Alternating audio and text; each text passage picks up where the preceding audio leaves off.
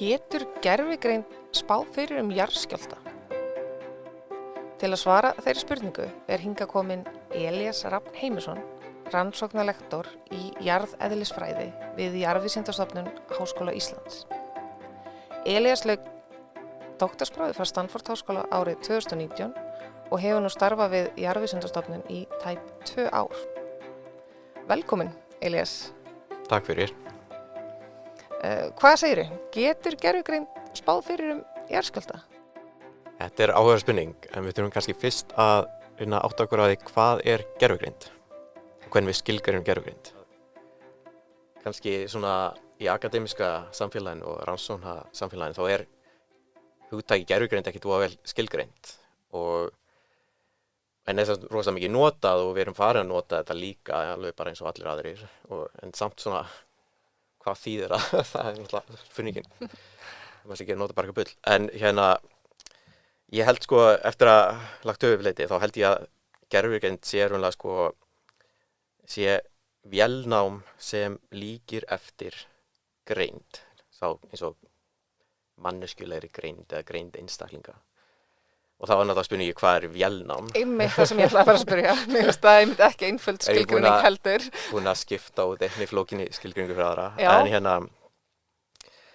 En vélnám eða kannski kallað ensku machine learning er svona kannski aðferðafræði sumuleyti við rannsóknir og við bara ýmislegt annað. Það sem við svona erum með gögn en við vitum ekki hvað líkanið er, við vitum ekki hvað líkan á að nota og Já. þá reynum við að þjálfa líkan sem svona almennt líkan, svona stórt líkan sem getur tekið alls konar gögn inn og getur skapað mikinn breytileika, það getur búið til margar niðurstöður. Og við þjálfum það á gögnum þangað til við fáum einhverja ásettilega niðurstöðu. Og þetta er kannski svona öðruvísi heldur en svona eitthvað eðlisfræðilegt líkan sem er þá byggt á einhverju svona varðveislu massa og skriftunga og einhverju svoleiðis sko sem við getum notað og við getum gert hermannir og fengið niðurstöður en þá vitum við hvað líkan er, við erum ekki að þjálfa líkanið og það er það ekki vélnám í þessum skilningi. En stundum þá kannski maður segja að við þjálfum líkan, erum með svona vélnámslíkan og það fer svo að líka eftir greind. Og kannski aðaldæmi þetta eru stóru mállíkunin sem Já. allir eru að tala ChatGPT og fleiri. En í jarðskjálftafræðinni, hvað væri svona gott dæmi þar? Já, akkurat sko, það eru kannski nokkuð dæmi, en það sem ég held sér besta dæmi er sko þegar við nýtum vélnám til þess að sko staðsetja jarðskjálfta. Og það er ekki beinleiðis að það er ekki beint fyrir að staðsetja og heldur við erum að sko vinna úr gögnunum tímamælingar á svo kallum POS-bylgjum og hvernig POS-bylgjur mæta eða koma eða eru numdar á einhverju skjálftastöð. Og þetta er svona eitthvað sem sko algoritmar og tölvur hafa verið mjög lélegar í almennt séð. Þannig að manneskjan er búin að vera betri? Já, þannig að þetta er einmitt svona dæmi bara eins og að skrifa texta, eins og með mállíkunin. Vélar voru ekki góðar í að skapa texta. Nei. eða þýðingar eða eitthvað svoleiðis sko. Og í sama skapi hér svona þurfti ákveðna sérfræði þekkingu í að analýsera þessi bylgjuform og finna POS-bylgjuna og merkja þær með eins mikil nákvæmni og hægt er. Og þurfti alltaf að fá mannesku inn þegar var nema skjálfta einhvers staðar til að lagfæra þessar sjálfvirku staðsetningar. Okay. En það sem sko vélnám hefur þá gert eða djúptauganet hafa sýnt fram á er að þau geta staðsett með svipari nákvæmni og manneskja. Þá í dag? Já, þau geta fundið þessar POS-bylgjur og staðsett með svipari nákvæmni og þjálfaðir einstaklingur á þessu sviði. Og þá má segja að þetta sé ákveðin greind sko, af því að þetta er eitthvað svona verkefni sem var almennt séð ekki hægt að skrifa neinn algoritma til þess að gera á svona einfaldan hátt, heldur þurfti alltaf að fá einhvern einstaklinginn til að lagfæra. En í dag er hægt að gera þetta bara algjörlega án hjálpar manneskjunar eða þarf alltaf mannleg hönd að koma eitthvað að? Sko, það verið að svona innleiða þessa algoritma og sem sagt, en þeir eru ekki komnir í kannski almenna notkun eða þess að vera að innleiða þessi djúpu tauganet og þessi frægasti algoritmi heitir FaceNet sem hefur notað þetta og Það þá Shu and Berosa. Já, það er svona Shu and Berosa.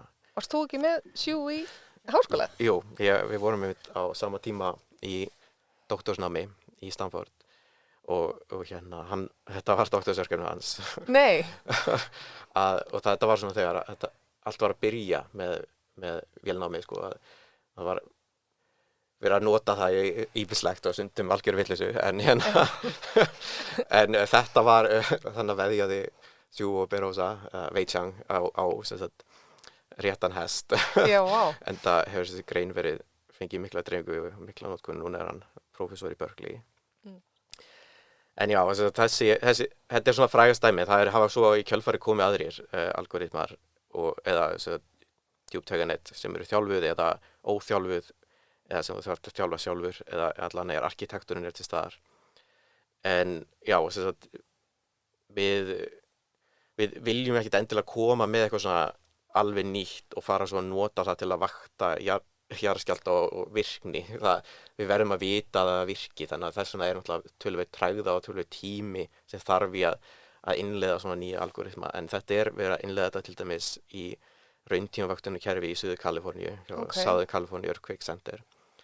Og þeir hafa verið mjög framandi í þessu, þannig að þeir eru svona að taka út sinn legacy kóða fyrir þetta og skipta út fyrir FaceNet en það þarf samt alltaf einhver að tjekka, það þarf einhver að athuga því að þú veist, maður getur alltaf fengið einhver vitleysu. Já. Og kannski er greindin ekki það mikil að algoritmi getur bara sagt, já, þetta er nú ekki þessi staðsetning passar ekki, en kannski einstaklingur með reynslu getur það. Já. Þannig að þá kannski kalla þetta gervigreind í okkur skilningi en ekki mjög víðtaka gervigreind, þetta er mjög svona sérhæfð gervigreind. En þegar þú talar um tregðu, er eitthvað svona sérstök ástæða fyrir því okkur að það er tregða í jarðskjálfta? Já, við getum alltaf bara tekið dæmi á Íslandi, sko, við jarðskjálftavöktun sem Veðurstofan er náttúrulega stundar aðalega á Íslandi. Og rauntímavöktun þá erum við að nema skjálfta út allt, það er mikið af skjálftum hverjum stegi, en svo getum við fundið ef það er eitthvað svona sérkennileg virkni, aukin virkni, og þetta er náttúrulega oft forboðar eldgosa og eldvirkni og við erum búin að sjá þetta margoft náttúrulega núna á Reykjanesskaganum og margir hafa fundið marga jarðskjálfta. En það er náttúrulega verið að nema miklu fleiri skjálfta en við finnum. Já. Því að nemarnir sjálfur eru það góðir. En þú vilt ekki endilega kannski bara skipta út gamla kerfinu, koma með nýtt og svo er einhverjir gallar á því sem hafa bara ekki komið í ljós og þá allt í einu fara að staðsetja einhverja skjálfta, þú veist, 3 kílómetra til hægri, sko, og það getur bara að skipta þessi miklu máli. Alls miklu máli, við erum ekki vinsæll að innleiða eitthvað nýtt kerfi sem að væri verra heldur en það gamla, það er afleiðingar. Nei, akkurat, það þarf að innleiða svona samhliða gamla kerfinu og vera svona að kanna og bera saman kerfin. Já.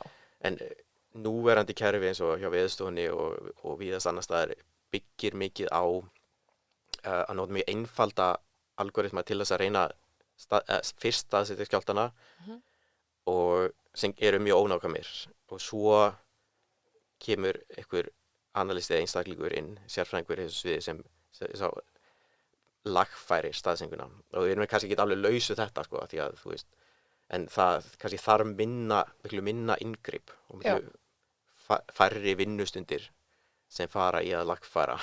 Já, ok. Þetta er kannski ein manneskja á bakvakt eða... Já, það er maður kannski, þú veist, hugsa þetta þannig að það getur komist á þann stað að þú veist, það er einhverjum viðvaranir ef það er eitthvað afbreylt í gangi og þá kemur einstaklingur inn, en það er ekki eins og það þurfi alltaf að vera einhver á vakt, en það er raunin yfirleitt í jarðskjálftavöktun, það er hjá svona stofnunum eins og Veðurstofunni og víða, það er alltaf einhver vakt, það er ekki bakvakt, það er alltaf einhver vakt. Já. Og er að lagfæra skjálftastaðsetningar. Þetta þá hvað? Þetta snýst allt samt að staðsetja jarðskjálftann. Já, Er hægt að spá fyrir jarðskjálfta? Er það flóknara? Eða? það er eiginlega ómögulegt. Svona í þessu skilningi sem flestir hugsa það vandamál. Jú, þetta er náttúrulega klassísk spurning, þetta sem maður fær alltaf hvort það sé hægt að spá fyrir jarðskjálfta, eins og við spáum fyrir veðri eða eitthvað svoleiðis, sko. En það er svona almennt talið, og það er svona almenn vitneskja í vísindasamfélaginu að það sé ómögulegt í einhverjum svona hefðbundnum skilningi, sko. Það er hægt að vera En með það er bara ekki hægt? Það er hægt að vera með líkindafræði, eða þú veist, hægt að nota líkindafræði og hægt að reyna svona að setja tímamörk eins og sko kannski svona 50 ára tímaramma á það að einhver staður að það komi sem og verði jarðskjálfti að stærð 6 eða 6 plus til dæmis, þú veist. Þannig, fólk vinnur með þannig líkun.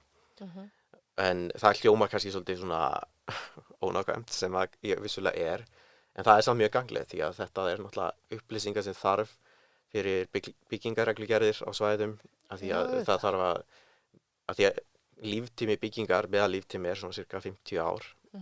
Þannig að það er þá mikla líkur á að bygging upplifi að verði fyrir þeirri hröðun sem verður af slíkum skjálfta, samkvæmt þessu líkunum. Já. Þannig að þetta er mjög gagnlegt og líka nota í tryggingageiranum fyrir endurtryggingar og slíkt, annað slíkt, sko.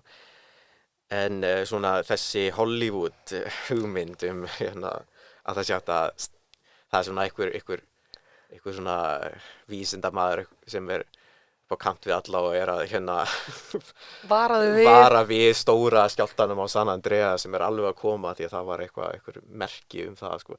Þannig jarðskjálftaspár eru raunverulega ekki til. Ekki til, nei. En það er samt óbúslega áhugavert, held ég, svona vísindalega vandamáli að reyna að skilja hvað kannski bætir spár eða hvað stjórnar breytileika í jarðskjálftum.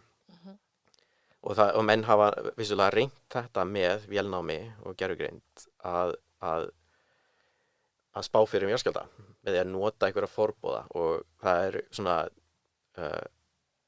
aðal dæminu með þetta eru samt ekki raunverulega jarðskjálftar, heldur jarðskjálftar sem eru búnir til á tilraunastofum. Ha?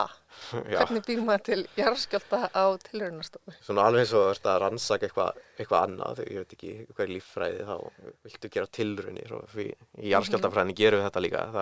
En það er náttúrulega, þú ert ekki að vinna með 20 km misgengi eða eitthvað, þú ert að vinna með svona lítinn kubb sem er með ákveðna núningseiginleika, þú ert með svona núningsyfirborð, þrýstir á kubbinn og þrýstur hann niður, býr til normaspennu og þrýstur hann svo til hliðar þangað til að yfirborðið brestur. Og þetta er svona ákveð líkana jarðskjálfta. Okay. Svona bara eins og, eða þú veist, já, þú ert að ýta þungum sófa, þú fyrir að ýta þess á sófan, gerist voða lítið, þangað til að fyrir allt inn að renna af stað, sko. Og það er ákveðin svona hugmynd af hvernig við hugsum jarðskjálfta. Já. En þetta er náttúrulega miklu einfaldara kerfi heldur en náttúran, það sem jarðskjálftinn á sér stað á stórum sprungum, svo kallum misgengjum, sem eru náttúrulega þrívíð fyrirbæri, en þetta er bara svona ákveðin svona punktferli, má kalla svona, single degree of freedom kerfi. Já. Og það eins og gefur skilja miklu auðvitað spá fyrir þannig. En það hefur verið sýnt fram á þetta að ef þú mælir suð frá yfirborðinu, svona litlar bylgjur sem koma því að það er eitthvað að breytast í yfirborðinu, það er einhver korn að færast til. Það á sem litla kubbi? Já, litla kubbinu, með svona jarðskjálftamæli. Okay. Þá er hægt að nýta þau gögn til þess og keyra það í gegnum vélnám. Það er hægt að nýta þau gögn til þess að spá fyrir bæði tímasendinguna og stærð á þessum stóra skjálfta sem kemur svo í kjölfarið. Okay, sem er þá bara hreyfingin á öllum kubbinum saman, sko. Og það er þá svona, þetta er svona líkan af því ferli að þú væri með svona ákveðna skjálftavirkni á misgengi og þú væri að spá fyrir hvernig raunverulega stóri skjálftinn kemur sem væri að valda einhverjum skaða, sko. Þann stóri skjálftinn er þegar kubburinn loksins Já, það hreyfist. Er svona, í þessu kerfi er það kubburinn, það er svona, það er fullt af miklu minni skjálftum sem eru bara svona litlar hreyfingar á yfirborðinu. Af því að það er svona aðeins að skríða til. Og það eru upplýsingar í því. Já, það eru upplýsingar í því sem sko vélnámi getur einhvern veginn, þú veist, tekið út og lært hvenar svo stóri skjálftinn á þessu stað. Okay. Þannig að þetta var mjög merkilega rannsóknir og það hefur verið endurtekið nokkur sinnum og mismunandi skilyrðum og þetta virðist alveg vera mögulegt en svona ef maður horfir á þessi göng sko þá er þetta ekki ofboðslega óregluleg ferli, þú veist, þetta er ekki þetta er ekki svona, nei, þú getur alveg hort sjálfur með augunum á tímaröðun og sagt svona, já, hér er þetta að byggjast upp, sko, virknin og það er svona að fara að koma kannski að skjálftanum, þannig að þetta er svona, þetta hljómar á ótrúlega og margir þegar þessi greinar að koma út svona upp úr, já, 2017, 18, þá voru margir sem trúðu þessu ekki, en svo kannski svona eftir að hyggja er þetta ekkert svona eitthvað sérstaklega órökrétt að þetta sé hægt raunverulega, því að við erum ekki að raunverulega líka eftir eins flóknu kerfi og raunverulega misgengi. En auðvitað vill fólk reyna alvöru misgengi og reyna að koma sér átt og reyna að skilja og kannski nýta vélnám og gervigreind til þess að reyna að segja til og reyna að skilja gögnin betur, þannig að hvað er raunverulega það sem veldur því að sprunga eða misgengi er að ná eitthvað svona krítiskum punkti þar sem þú ert með nægilega orku í kerfinu til þess að mynda mjög stóran skjálfta. Þannig ég held að það er mjög áhugavert og kannski eru þar tækifæri fyrir vélnámið að reyna að draga út hvað í gögnunum hefur spádómsgetu. Já. Og hvernig er það? Er þú að rannsaka eitthvað þetta? Við gruna það nú, þú byrjar á því að segja að þér finnst að fólk ætti að vera að skoða þetta, jafnvel þótt þetta sé erfitt vandamál. Þetta er svona stefna sem við erum að reyna að fara í í mínum hóp sko, og mér langar að fara í erum ekki að gera sko tilraun á rannsóknarstofu, heldur að gera tilraunir í tölvum. Þannig þú ert ekki með litla kubbinn? Já, ég er ekki með litla kubbinn. Ég er með raunverulegt, ekki raunverulegt. Já. Þetta búið til þinn heim í tölvu? Nei. Ég bý til misgengi í tölvunni, og það eru ákveðin eðlisfræðilegu mál, bæði elastík, fjaður fræði held ég að heiti, og svo núningur og núningsfræði, þess að þú getur blanda þessu saman, búið til líkön af misgengjum sem líkja eftir mjög mörgum eiginlegum misgengja í náttúrunni. Þetta er náttúrulega einfaldari kerfi, sko. En það sem er svolítið í svona þessari hermun, sko, þessum tölvuhermunum, þá geturðu skalað upp hermuna sem þýðir að það er stækka misgengið eða stækka miðað við eitthvað svona innri lengdarskala í kerfinu. Já. Þar sem þau fara að hegða sig mjög óreglulega. Þau fara að hegða sig meira og meira eins og misgengi í náttúrunni.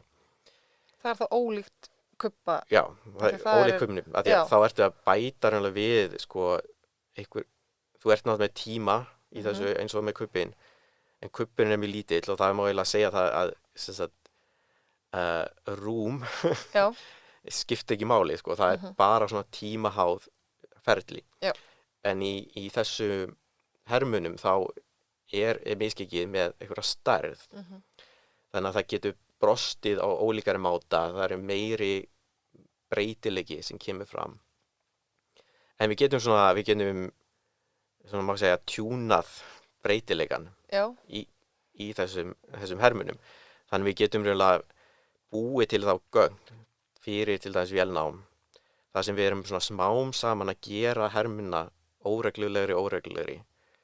Fara frá því að vera bara lotubundin skjálfti í svona einhverja svona tvílotu skjálfta í svo eitthvað svona alveg út í eitthvað algjört kaos, það sem sko eiginleikin til þess að spá fyrir styttist. Já. Það er ekki meira eins og þá raunveruleikin. Já, og það er þannig sem við erum að hugsa dálítið misgengi og jarðskjálfta sem eitthvað svona ferli þar sem þú ert komin út í eitthvað svona kaotískar breytingar sem þýðir svona að það er ekki hægt að spá mjög langt fram í tíman. en það sem er áhugavert kannski með líkönin er að þú hefur einhver stjórn á hversu flókið ferli er, þú hefur stjórn á breytileikanum, þú hefur svona parametriska stjórn á því. Þannig að það er hægt að skoða systematískt hversu vel við getum bætt spár og hvar við hættum að geta spáð. Já, það er náttúrulega mjög gagnlegt. Já, ég held að allan sé mjög áhugavert. Já. Og það má líka svo færa rök fyrir að það séu til misgengi sem hegða sér einhvers staðar ekki alveg í algjöru kaosi, sko. Það virðast vera með svona einhvers konar hálflótubundna hegðun. Já.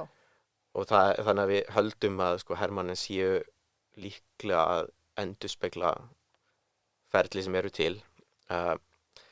Þannig að við viljum endilega reyna að sjá hvað við getum gert með svona tilbúnum gögnum. Það sem við vitum allt kerfi líka. Við vitum alla breytur.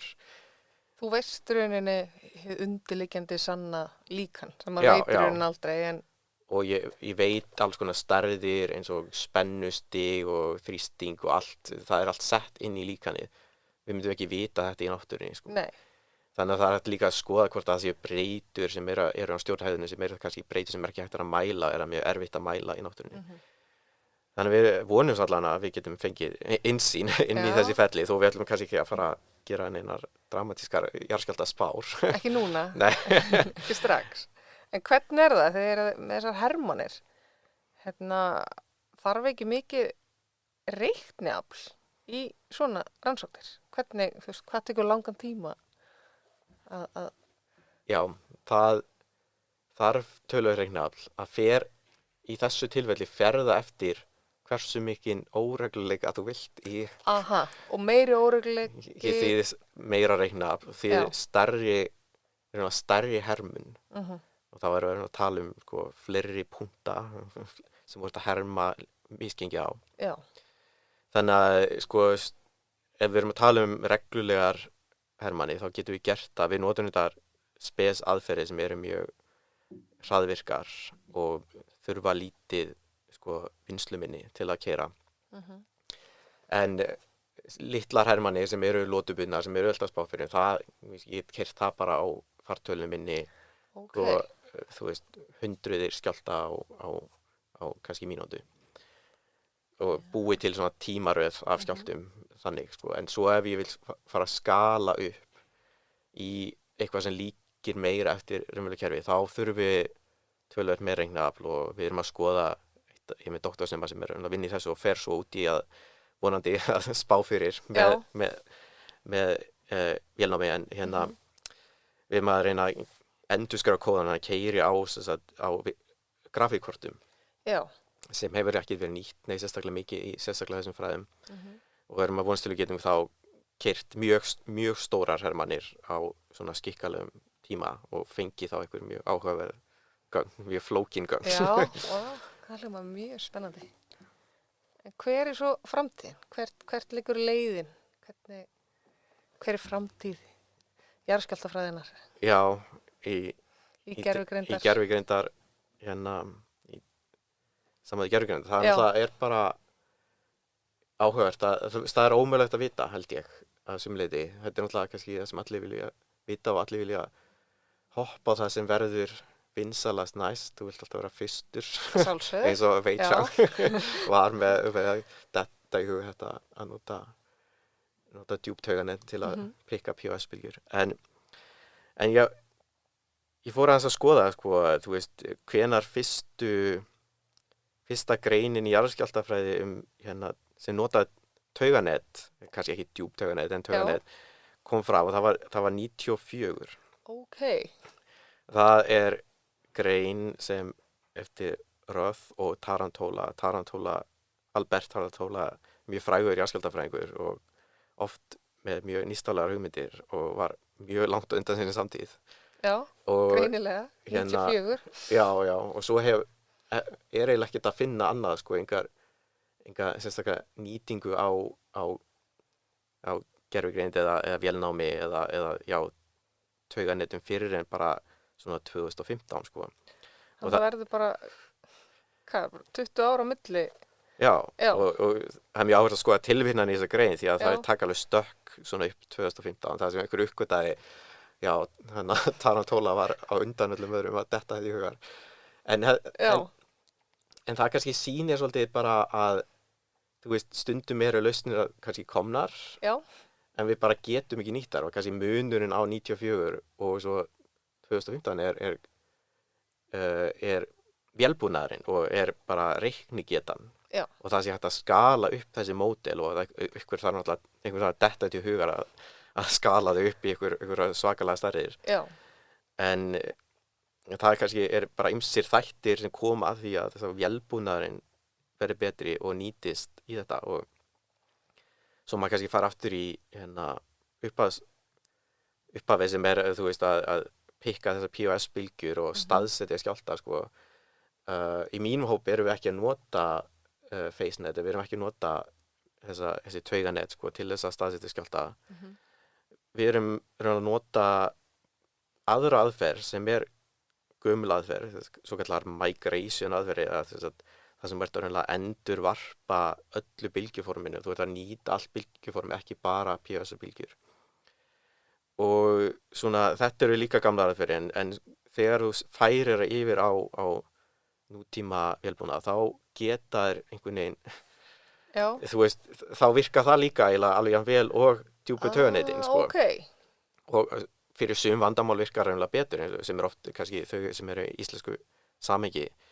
Það er svolítið svona sama, sko, tauganetin eru gömul tækni, gamlar stærðfræðiformúlur, sko, sem komu fram fyrir löngu síðan, en var ekki hægt að nýta kannski almennilega og það á við bara ýmislegt annað, líka þessar endurvarps eða þessar migration aðferðir, gamlar hugmyndir sem við getum nýtt betur núna. Þannig að sumuleyti, ég veit ekki, það er ekkert kannski eins svo sérstakt við djúp tauganet, það er bara, og þetta er ekki svo nýstaflega tækni, það er bara einhvern veginn allt í núna kemur fram nýtingin og það er svona, held ég, svona það er eina spá fyrir hvað gerir næst í þessu sviði er bara eiginlega ómögulegt. Kannski erum við bara búin að finna það út. Það er allt vitað en við bara hefum ekki einhvern veginn tækin í að nýta það. Þannig að ég ætla að ég svara þess að svona mjög óljósan. Þetta eru mjög góð loka orð. Takk kærlega fyrir spjallið, mjög gaman að heyra um þetta.